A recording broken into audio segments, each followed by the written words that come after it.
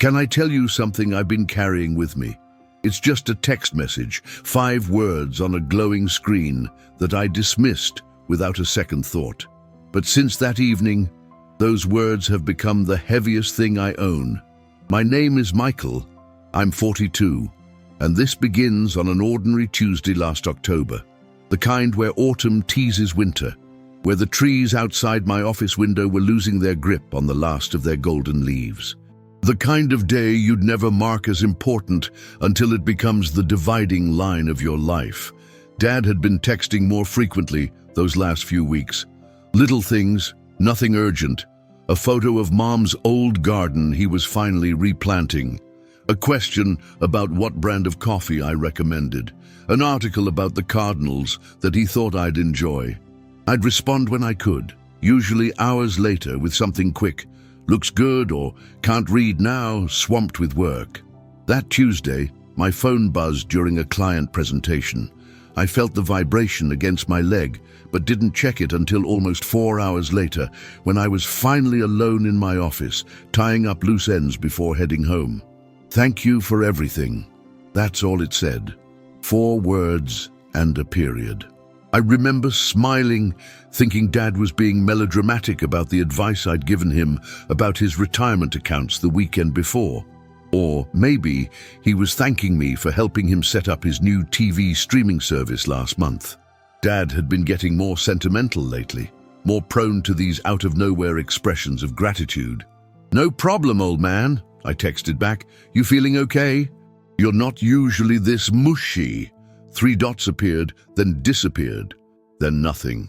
I waited a few minutes, then shrugged it off and slipped my phone into my pocket. I had a dinner reservation with Sarah, my wife, to celebrate our promotion. We'd been planning it for weeks. Dad could wait until tomorrow. I remember the restaurant perfectly. The warm glow of Edison bulbs hanging from exposed beams. The soft chatter of other couples. The waiter explaining the special, a seafood risotto that Dad would have loved. My phone was silenced and tucked away in my jacket, hanging on the back of my chair. I never heard it ring, 4 times as I later discovered. It wasn't until we were sharing dessert, a slice of chocolate cake with 2 forks, that my phone lit up with a call from Dad's neighbor, Mrs. Winters. "Michael," she said, her voice strained. "I've been trying to reach you." The restaurant seemed to grow quieter, as if someone had turned down the volume on the world. "It's your father," she continued. "The ambulance just left. I found him when I brought over his mail. He wasn't responding when I knocked.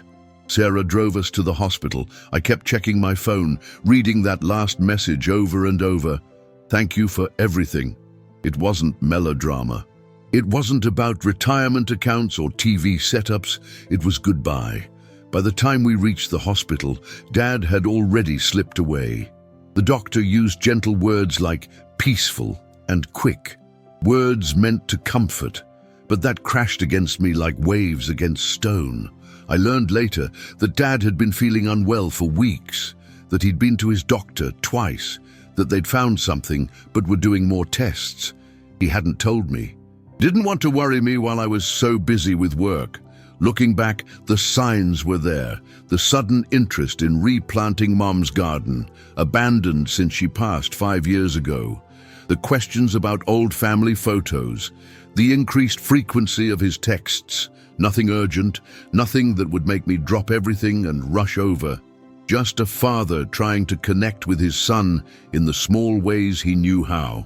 I keep going back to that moment in my office, staring at those 5 words. Thank you for everything.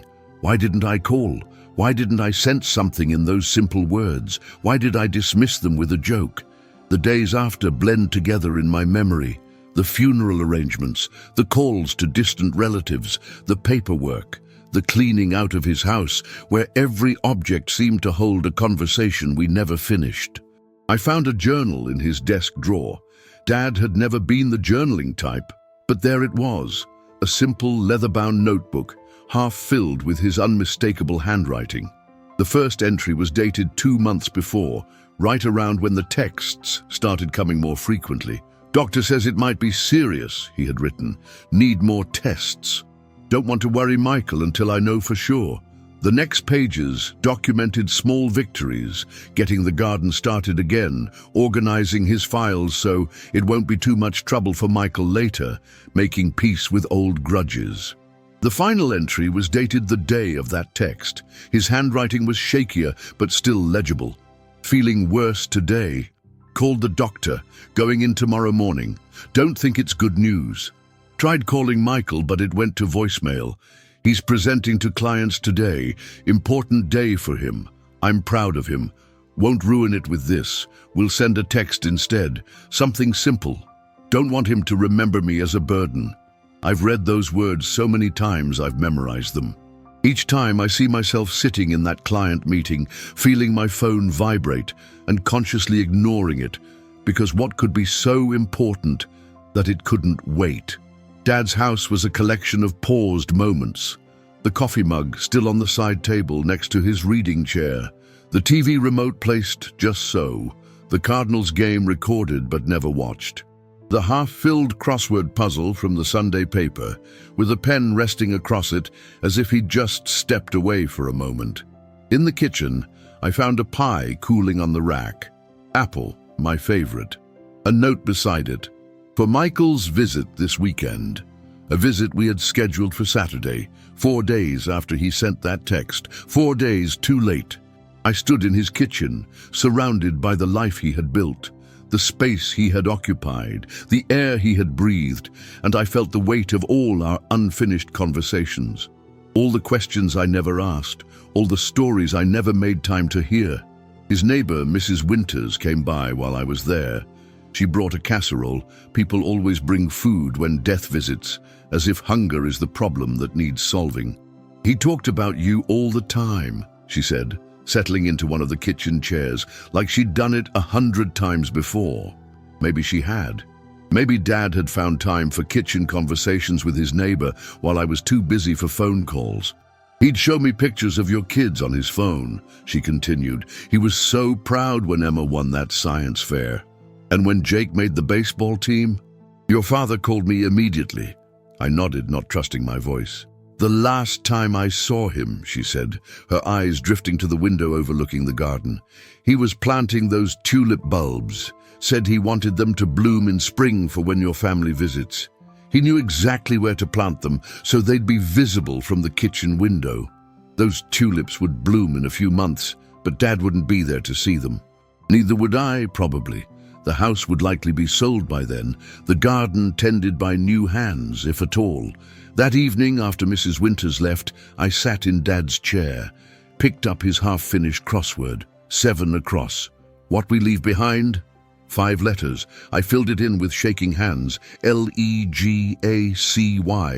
But what was Dad's legacy to me, really? A collection of missed calls and delayed responses. A string of too busy right now and catch up later that stretched back years. No, it was more than that. It was Saturday morning pancakes when I was a kid, flipped with theatrical flair. It was teaching me to throw a baseball in the backyard, his patience never wavering. It was sitting silently beside me the night Mom died, not offering empty words, but simply being there. It was a lifetime of showing up, even when I stopped doing the same.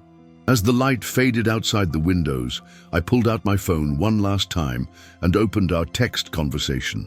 My final message to him stared back at me. No problem, old man. You feeling okay? You're not usually this mushy. The 3 dots had appeared after that. He had started to type something else, something I'll never get to read, another goodbye, perhaps, or maybe a confession about his health, or possibly just, I love you, I'll never know. And that might be the hardest part of all. It's been 7 months since Dad sent that text, 7 months of carrying those words with me, of turning them over in my mind like a stone in my pocket, worn smooth from constant handling. Spring has fully arrived now. I imagine those tulips blooming in the garden of what used to be Dad's house, now owned by a young couple with a toddler. I drove by once, a month after the sale closed, couldn't bring myself to stop. I've developed new habits since Dad left.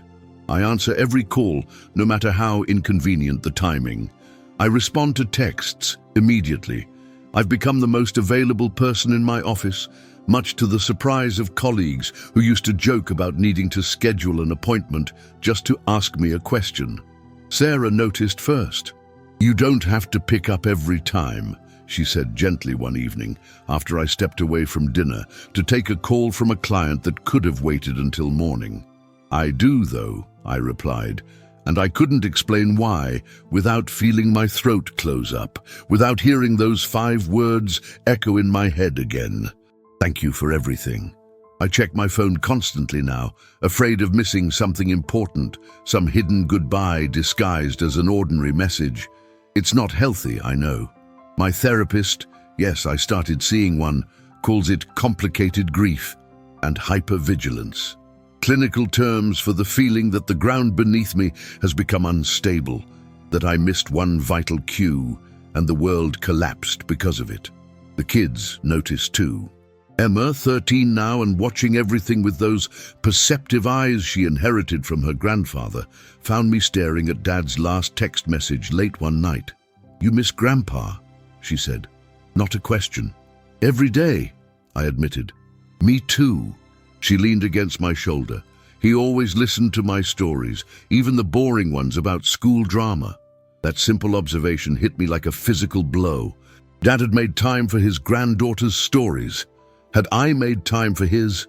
Jake, my 10-year-old, processes grief differently. He keeps the baseball glove Dad gave him on his bedside table. Sometimes I find him just holding it, running his fingers over the worn leather where Dad's hand had shaped it over years of use. "Dad," he asked me recently, "do you think Grandpa knew I was going to make the All-Star team this year?" "I think he knew you had it in you," I said, swallowing hard.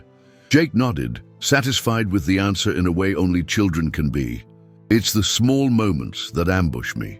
Passing the coffee shop where Dad and I would occasionally meet for breakfast when he came to the city.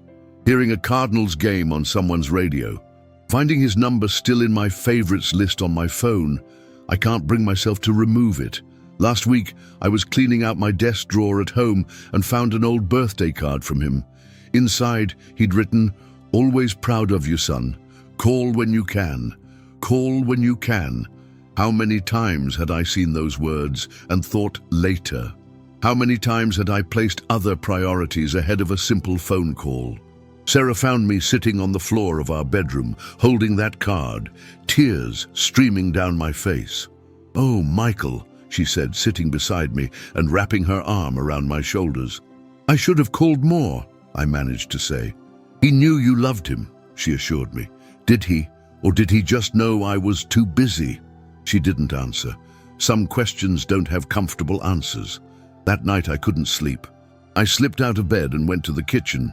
Made a cup of coffee, the way Dad liked it, strong enough to stand a spoon in it, as he used to say.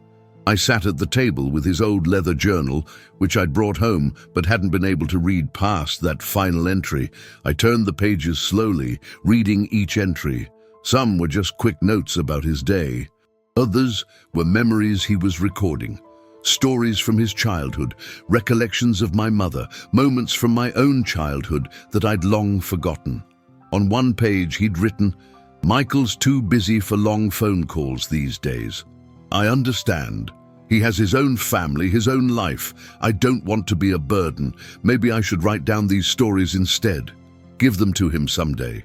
Someday never came. Or maybe it had, in the form of this journal I was holding. Maybe this was his way of making sure these stories reached me, even if he couldn't tell them himself. There were so many details I'd never known. How he'd met Mom at a bus stop during a rainstorm and offered her his umbrella. How he'd been terrified of becoming a father because his own dad had been distant and critical. How proud he'd been when I bought my first house, even though it was too far away for him to visit often. "Michael is doing so well," he'd written. "Built a life better than I could have imagined for him. Don't want to intrude too much, just want to be part of it when there's room for me." There had always been room. I just hadn't made it clear enough. Last month, on what would have been his 69th birthday, I took the day off work. I drove to his favorite fishing spot, a small lake about an hour outside the city. I hadn't been there since I was a teenager, when we used to go every summer. Dad would pack sandwiches and sodas, and we'd sit for hours, sometimes catching nothing but still somehow having the best time. I brought his fishing rod, the one item I couldn't bear to sell or give away, set it up exactly the way he taught me, cast it into the still water, and watched the ripples spread. "I'm sorry, Dad," I said aloud to the empty shoreline. "I'm sorry I didn't answer that day. I'm sorry I made you feel like you couldn't tell me you were sick. I'm sorry for all the calls I didn't return and all the visits I postponed." A light breeze rustled the trees around the lake. Somewhere in the distance, a cardinal called. "I got your message," I continued, my voice breaking. "And I want you to know, thank you for everything, for teaching me to fish and throw a ball, for showing up at every game and graduation, for being proud of me even when I was too busy to notice. I stayed until sunset, occasionally reeling in the line and casting it out again. Not really fishing, just going through the motions that connected me to him. When I finally packed up to leave, I noticed a small stone near where I'd been sitting. Smooth and flat, perfect for skipping across the water, the kind Dad would always find and hand to me with a smile. I picked it up, ran my thumb over its surface, and put it in my pocket. I carry it with me now, alongside the weight of those 5 words. Together, they remind me of what I lost and what I still have, the chance to do better with my own children, to answer when they call, to make time when they need me, to recognize a goodbye when I hear it. Last night, Emma asked me to help with her science project. It was late, and I had a report to finish for work. The old me would have told her later or tomorrow or ask your mother. Instead, I closed my laptop and said, "Of course. Show me what you're working on." The smile she gave me was worth more than any report, and somewhere I like to think Dad was smiling too. Because some messages I've finally learned can't wait until tomorrow. Some thank yous need to be acknowledged today. Some goodbyes, even unrecognized ones, deserve our full attention. So if there's a text waiting on your phone, or a call you've been meaning to return, or a visit you've been postponing, maybe don't wait. That simple message might contain more than you think. It might be someone saying in their own quiet way, the most important thing they'll ever tell you. And one day, when my time comes to send my own final message, I hope I'll have said enough "I love yous" and "I'm proud of yous" that my children will already know what I mean, even if all I say is, "Thank you for everything."